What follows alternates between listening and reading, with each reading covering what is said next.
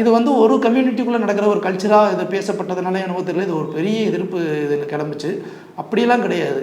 அவங்க அந்த இயக்குனர் இதுக்குள்ளே வாழ்ந்தவங்க, அவங்க வாழ்ந்த நெருக்கத்துக்கு உண்டான கதையை எடுக்கும்போது அது அப்படி தெரியும். இப்போது வேற ஒரு இயக்குனர் வேற ஒரு கதைக்களம், இப்போ பாரதி ராஜா சார்லாம் கிராமத்து கதையை எடுக்கிறாரு அப்படின்னா அவருக்கு நெருக்கமான கதைக்களத்தை அவர் எடுக்கும்போது அதை வந்து அத்தன்டிக்காக இருக்கும் அப்படிங்கிறனால எடுக்கிறாங்க. வர்ஷா பரத் அப்படி தான் எடுக்கிறாங்க. இன்றைக்கி மெட்ராசி படத்தை பற்றி எல்லாருமே பேசுகிறோம், பேட்கேர்ள் படத்தை பற்றி பேச மாட்டேங்கிறோமேங்கிற ஒரு ஆதங்கமும் எனக்குள்ளே இருந்துச்சு. பேட்கேர்ள் படம் நிஜமாக பெண்கள் பார்க்க வேண்டிய படம், குறிப்பாக எல்லா பெண்களும் பார்க்க வேண்டிய படம். இந்த படத்தினால நிறைய நெகட்டிவ் கமெண்ட்ஸ் எனக்குமே வரும். ரெண்டாவது என்னென்னா, இந்த படம் வந்து சொல்கிற செய்தி வந்து நல்ல செய்தியான கிடையாது. ஆனால் இந்த படம் சொல்கிற செய்தி நமக்கு ஒரு எச்சரிக்கை. இது இப்படியே கடந்து போச்சுன்னா வாழ்க்கை அதுக்கப்புறம் என்ன மாதிரியான ஒரு வட்டத்துக்குள்ளே போய் சிக்கும் அப்படிங்கிற ஒரு விஷயத்தை எச்சரிக்கையாக சொல்கிற படம் தான் இந்த பேட்கேர்ள். எனக்கு தெரிஞ்சு தேட்டரில் இந்த மாதிரியான படங்கள் அப்பப்போக்கு பார்த்தீங்கன்னா ரொம்ப நல்லது.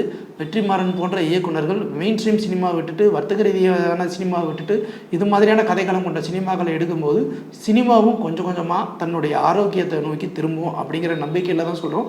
பேட்கேர்ள் படத்தை ஒரு தடவை போய் பாருங்கள்.